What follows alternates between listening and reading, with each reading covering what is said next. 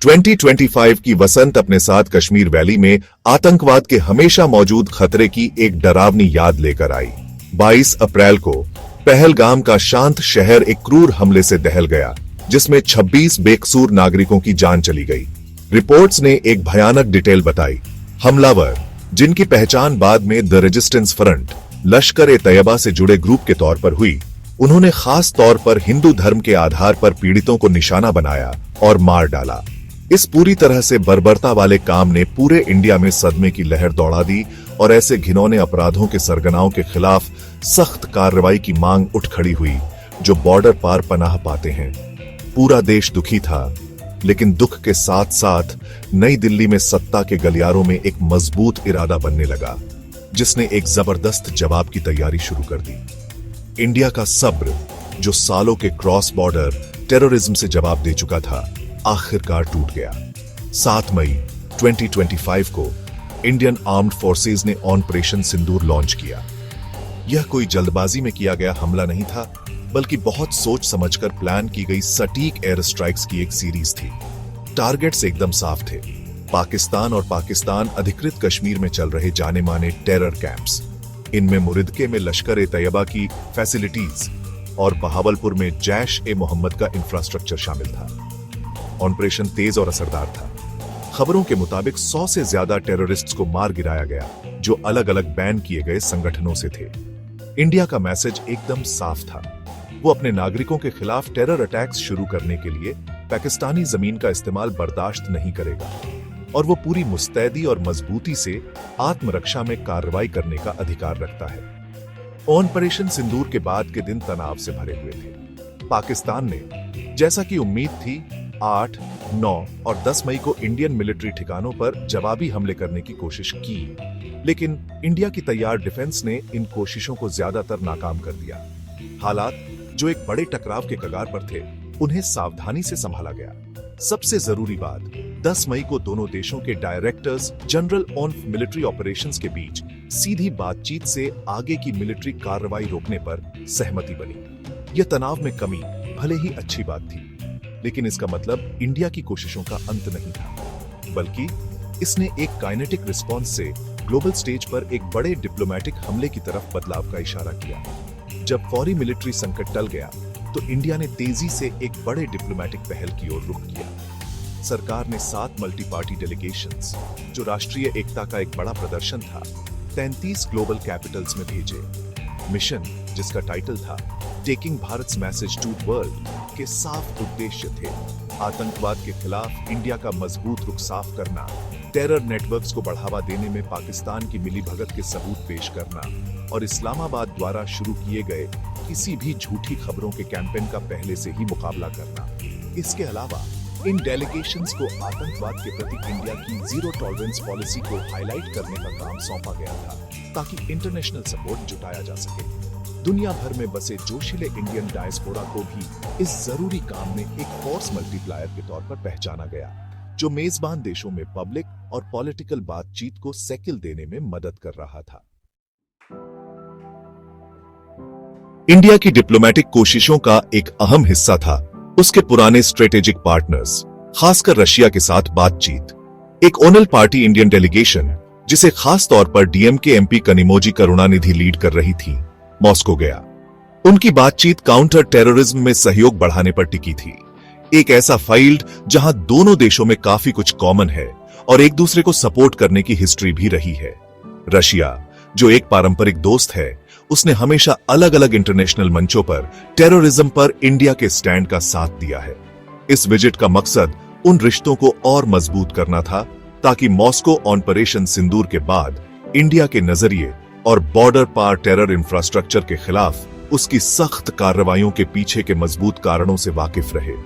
Moscow का यह दौरा सिर्फ एक द्विपक्षीय बातचीत से कहीं ज्यादा था।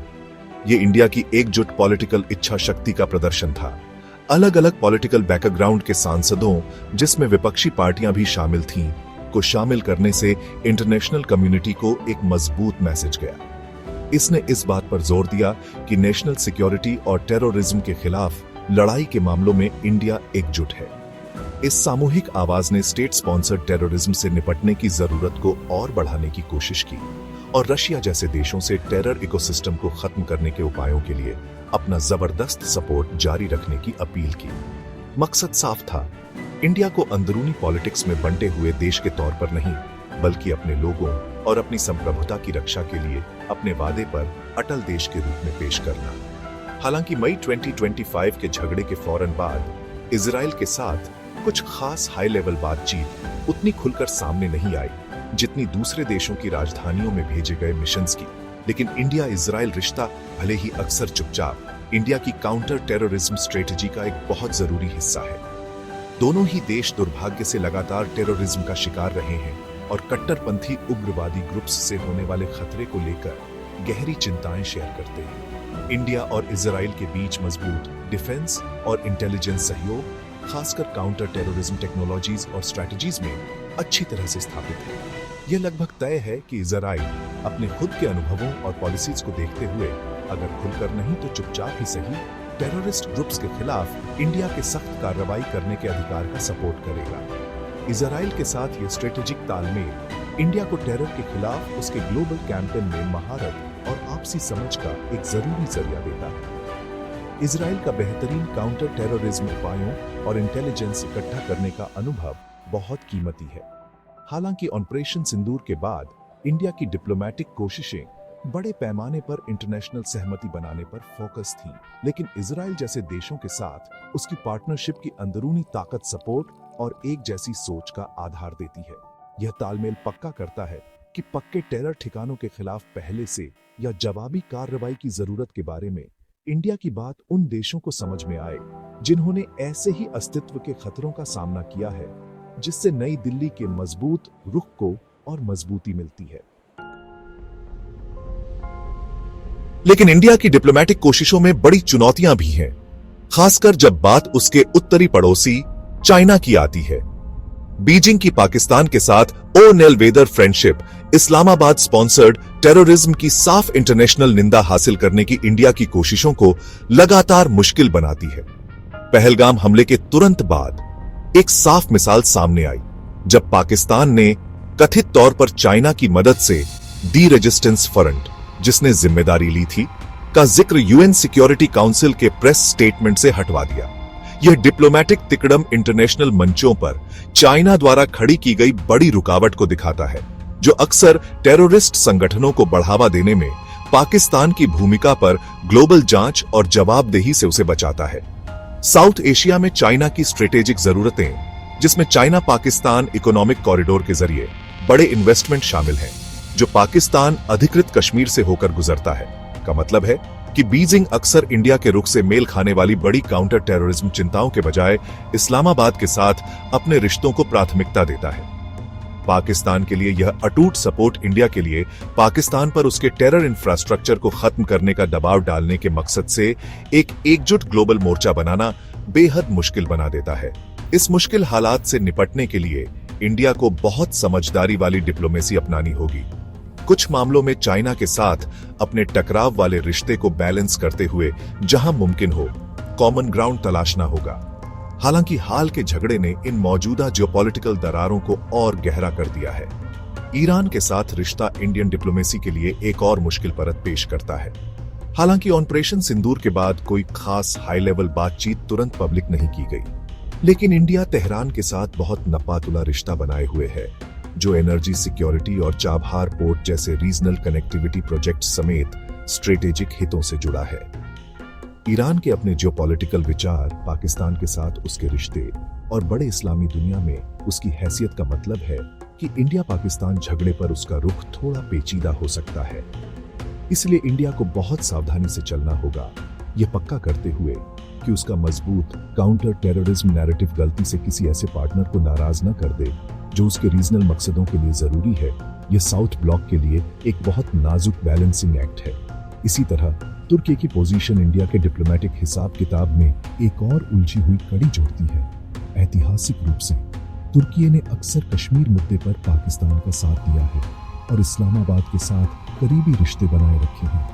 यह रुख इंडिया के प्रति उसके डिप्लोमेटिक रवैये को प्रभावित कर सकता है, खासकर ऑर्गेनाइजेशन ऑफ इस्लामिक कोऑपरेशन जैसे मल्टीलेटरल मंचों पर। नतीजतन तुर्की शायद इंडिया के डिप्लोमेटिक डेलीगेशंस के लिए एक अहम, भले ही चुनौतीपूर्ण फोकस रहा होगा। अंकारा को इंडिया के काउंटर टेररिज्म ऑपरेशंस के बारे में ज्यादा न्यूट्रल या कम से कम समझने वाला रुख अपनाने के लिए राजी करने के लिए लगातार डिप्लोमेटिक बातचीत की जरूरत है, जिसमें टेररिज्म से पैदा होने वाले यूनिवर्सल खतरे पर जोर दिया जाए, जो द्विपक्षीय झगड़ों और रीजनल गठबंधनों से कहीं बड़ा है। बड़ी ग्लोबल ताकतों के अलावा इंडिया के डिप्लोमेटिक हमले ने एक बड़ा जाल बिछाया, जिसका मकसद अलग अलग महाद्वीपों में सपोर्ट मजबूत करना था। डेलीगेशंस ने बहरीन जैसे देशों के साथ बातचीत की, ओन ऑर्गेनाइजेशन ऑन इस्लामिक कोऑपरेशन और फाइनेंशियल एक्शन टास्क फोर्स में सपोर्ट का वादा हासिल किया, जो टेरर फाइनेंसिंग को रोकने के लिए बहुत जरूरी है।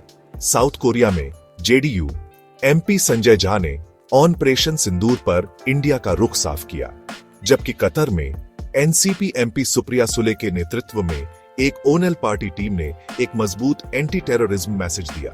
स्लोवेनिया जैसे छोटे देशों का भी दौरा किया गया, साथ ही गुयाना जैसे अलग अलग देशों का भी, जिसने बिना शर्त सपोर्ट दिया, जिससे टेरर के खिलाफ एक बड़ा गठबंधन बनाने के मकसद से इंडिया की कोशिशों का व्यापक दायरा दिखा। इस डिप्लोमेटिक तेजी का एक गौर करने लायक पहलू इंडिया के अलग अलग पॉलिटिकल दलों की एकजुट आवाज थी।